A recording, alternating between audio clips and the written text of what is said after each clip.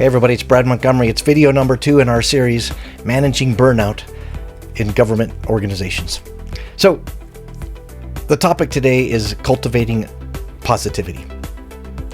Now, you already know what this is. Do I really have to tell you what positivity is? I don't think you'd be watching this video if you weren't feeling like, well, I can tell you we don't have it in my organization. So the easiest way to talk about what positivity is to talk about what it isn't. If you and your team don't walk into work saying like, you know what, I like my job, even though sometimes it's hard. I like these people, even though there's sometimes it's difficult. I feel important, I feel needed, I feel valued. I'm super glad to be part of this mission. If you have that, you're not looking at this video. But that's clearly what your goal is. When we're talking about cultivating positivity, that is what you're going for. Let's talk about how do we do this. The first one, and by the way, this is studied a lot. We're not making any of this up. The first one is creating a practice of gratitude, both individually for you and your team, but also as an organization.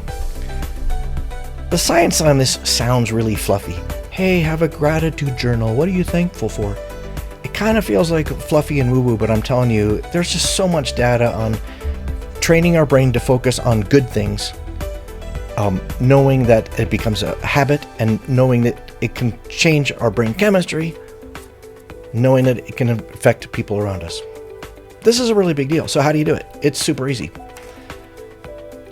As an individual at your desk, get out a sticky note or a document on your computer or a journal or whatever, and write down 3 or 4 or 5 things for which you are thankful.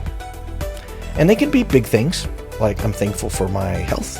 I'm thankful that I'm here making money that enables me to live a life and to feed my kids. But oddly, the science of gratitude teaches us that it doesn't matter the degree on these things. Meaning, if you could be very thankful that your spouse survived cancer, something huge, but it tricks your brain out equally to be thankful for small things like, this cup of coffee is just hitting the spot. Or, I'm just thankful that it's sunny today after 3 days of rain. So start writing things down. If you're struggling with all the big things, find really little things like, I'm wearing my favorite shirt today. It works, it fixes your brain, and it becomes a habit. Let's talk a little bit about the fact that positivity is infectious. That makes sense, doesn't it? If you have somebody in your mood who's like a ray of sunshine, who's like a unicorn, and they're authentic, that spreads. Being with those people is attractive because we all absorb some of that. Being around positive people creates more positive people. The opposite is also true, and unfortunately it's even more true, meaning negative people also are infectious. So, a toxic person who's whining, complaining, and everything's bad, and let me argue about this and whine about that. They also infect people around them, but the power of that infection is more there. They just have a little greater reach. So there's a check on this. What kind of person are you? Seems like a blow-off question. I'm telling you, do you want to be that negative person? Of course you don't. Look hard, look deep, and think, am I that negative person or not?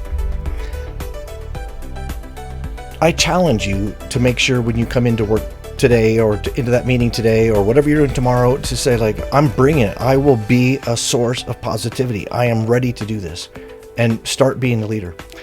Even if you are an outlier in a negative and toxic organization, and it's going to be hard, right? You're going to feel a little bit lonely. The science teaches us that not only will you be helping to change the culture of the organization, but you're going to feel better about yourself because you know you're part of the solution. All right, so we talked about gratitude. It also can be done at a larger scale. So next time you have a meeting, it takes nothing to say, we're going to go around the room for the first time ever, and everyone has 12 or 15 seconds to say one thing for which they are grateful. And if you're in a toxic organization, whatever part of government you're in, people are going to whine and they're going to cross their arms. I'm telling you, if this is important to you, and it should be, stick with it. Be brave. Go with it and say, no, we're doing this. And then, of course, the leader you have to be super positive and you have to set the tone.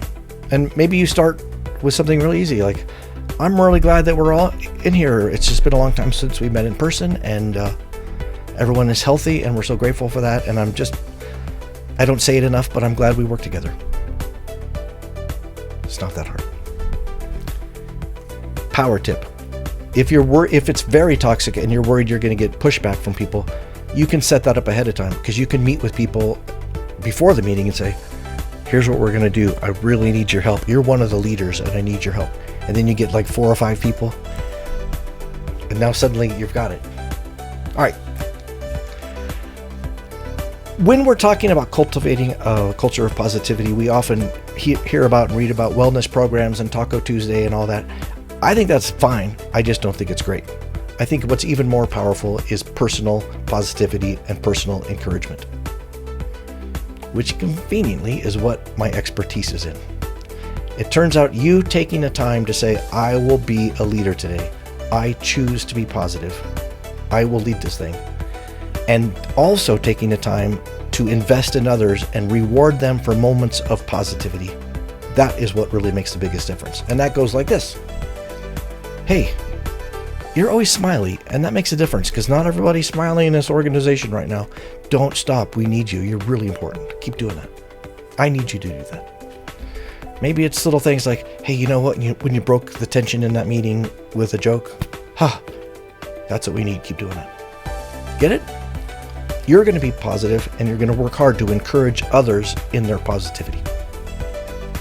Well, my name is Brad Montgomery, and this is what I do. I am a keynote business speaker. I work for all industries, including and especially government.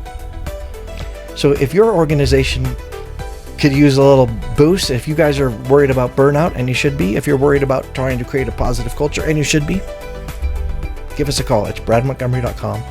Let's talk about customizing an event to help get your people and your culture to where they deserve to be. And it starts with strategic use of positivity. All right, there's more videos coming up. Really glad you're here. Talk to you soon.